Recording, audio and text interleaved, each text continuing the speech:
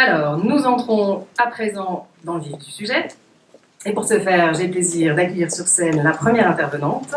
Il s'agit de Geneviève Petit, qui est la fondatrice de Petit Web, qui vient spécialement de Paris et on l'en remercie très chaleureusement.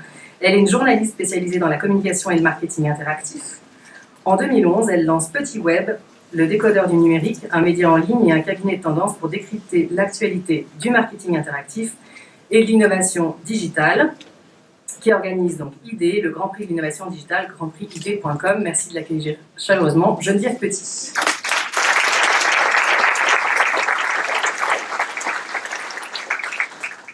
Merci beaucoup. Donc, je vois que Claire Gadroy, la directrice générale de Résonance, est une vraie femme parce qu'elle ne se présente pas et elle présente ce qu'elle fait. C'est très typique de nous. Donc, aujourd'hui, je vais vous raconter mes souvenirs. Je suis une vraie mamie du web. Ça fait 20 ans, même 22 ans, que je suis toujours sur le marketing interactif et les choses ont beaucoup évolué en 20 ans. Donc cette nuit, j'étais chez Geneviève Morand et on s'est fait une petite insomnie de nuit et donc j'ai noté mes souvenirs phares de ces 20 ans et je vais les partager avec vous. Donc j'ai oublié de demander à Johnny comment il s'appelle, donc je vais dire Johnny, mais la première slide, merci Johnny. Tu t'appelles pas Johnny, mais je suis désolée. Donc voilà, ça c'est la première bannière, vous l'avez sans doute vue, elle est née en 1994 et elle vous invite à cliquer ici. Le problème c'est que en maintenant 22 ans, eh bien, on clique de moins en moins, voire plus du tout. Mais cette bannière, et c'est quand même à noter puisque tout a changé, cette bannière existe encore. Nous, à Petit Web, on l'utilise de manière unique dans notre newsletter. On ne fait pas le sapin de Noël. Et finalement, donc ça marche plus très bien, mais ça marche quand même et on arrive à en vendre. Pourquoi nous, par exemple, on arrive à en vendre? C'est pas pour faire ma sauce, mais c'est que on est lu, on a capté l'attention de nos abonnés et on les ennuie pas trop. Ils sont habitués à avoir un habillage unique toutes les semaines et ils le supportent. Mais enfin, ils le supportent de moins en moins puisque on a bien vu depuis 2 ans et demi qu'avec les adblocks, déjà la moitié des gens ont dit vraiment on n'en veut plus de cette sauce. Et c'était déjà le cas par le passé. Donc là, je vais vous montrer le premier exemple qui est une spéciale dédicace à Florent Bondou qui va intervenir à la table ronde. On va la jouer, Johnny.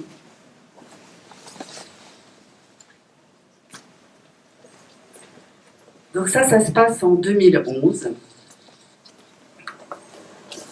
Et c'est une publicité KitKat un petit peu particulière.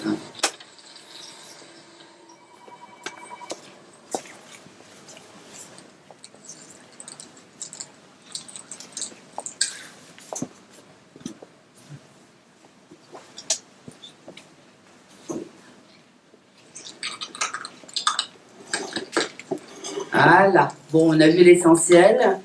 L'essentiel, c'est que Greenpeace a fait cette parodie d'une pub de KitKat pour dénoncer l'huile de palme. Et tout d'un coup, il y a eu panique à bord chez Nestlé parce que les gens sont allés poster cette vidéo sur la page Facebook toute neuve et toute gentille de Nestlé. Et ça a été un choc terrible. Le webmaster a coupé tout, enfin a fait tout ce qu'il ne fallait pas. Et puis ça a été la naissance chez Nestlé de l'activité vers le social, puisqu'en fait il faut toujours une énorme secousse, un énorme traumatisme pour que des entreprises bien installées comme ça prennent la mesure de ce qui se passe. À la même époque, ou à peu près à la même époque, Procter sortait un petit stylo pour enlever les taches des chemises. Et il y a un consommateur qui a dit c'est de la daube, en fait j'ai essayé ce stylo et ça a troué ma chemise. C'est remonté jusqu'au patron de Procter et là le patron de Procter a dit cette phrase très sage qui est encore juste aujourd'hui. Il a dit let it go, En fait, on ne peut pas arrêter ce mouvement, les gens s'expriment, il faut qu'on fasse avec et il faut apprendre à les écouter, à prendre en considération leurs insultes, leurs compliments. Là, on passe à Johnny, un nouvel exemple qui est la campagne Dove de 2006. Pourquoi? Je vais vous la montrer, donc vous la connaissez certainement. Donc, vous voyez déjà qu'elle a quand même 18 millions de vues, hein, puis elle continue à grandir au travers du temps parce que voilà. C'est la publicité qui dénonce la publicité. C'est nouveau, ça vient de sortir.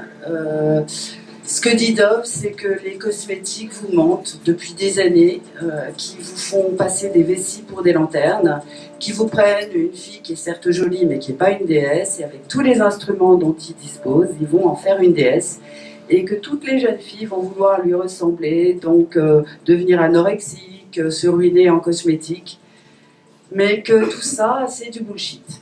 Et c'est quand même très intéressant, cette publicité, parce que c'est, on va dire que c'est l'avènement d'un discours du réel, que des marques commencent à se dire, bon, on peut plus parler, on peut plus faire parler aux gens comme on leur parlait avant. Il faut qu'on soit intéressant, il faut qu'on parle aux gens de ce qui les intéresse et qu'on adopte un discours de vérité. La suite de ça, c'est Always. Always, donc pas évident hein, de faire du marketing et d'être intéressant quand on vend des serviettes hygiéniques. Mais ils ont démarré en 2014 cette campagne. Show me what it looks like to run like a girl. Here.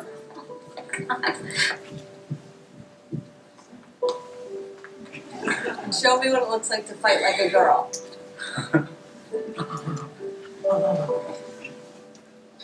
Voilà, vous l'avez compris, hein, 62 millions de vues quand même au passage. Oh. Ça veut dire une chose, c'est que ça veut dire que quand vous avez vraiment quelque chose à dire, eh bien il y a un public qui a beau être dispersé de partout, il va aller voir ce que vous avez à dire, mais il faut vraiment avoir quelque chose d'intéressant à dire, et ça c'est très compliqué pour les marques. Le prochain exemple, en fait, c'est l'interview d'un bug.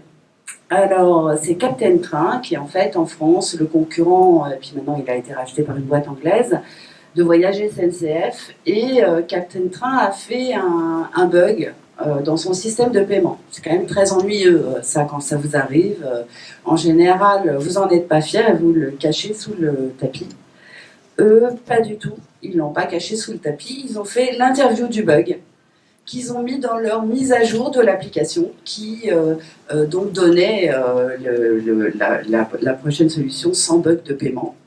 Et ce petit détail, ce joyau de conception-rédaction, parce que si vous allez la voir, la lire, c'est très drôle, et ben ça a fait le tour du net. Ça veut dire quoi? Ça veut dire que, en fait, vous détenez tous des occasions de parler aux gens dans tous les éléments, dans votre quotidien, c'est-à-dire qu'aussi bien votre service consommateur, que un bug justement, que n'importe quoi peut vous donner l'occasion de parler avec esprit à votre public. Et quand vous le faites bien, eh ben, je peux vous assurer que c'est la meilleure des campagnes de publicité.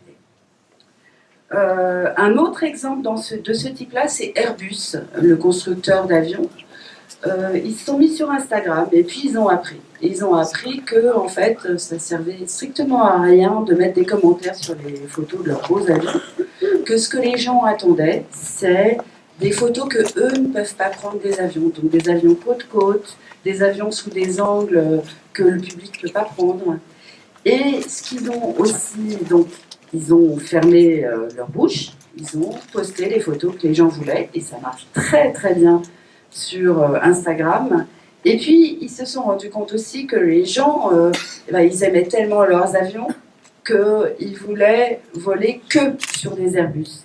Et donc, ils ont donné au public un moyen de ne réserver des vols que ceux qui sont fournis par des Airbus. Vous imaginez le pouvoir que ça donne aux constructeurs par rapport aux compagnies aériennes.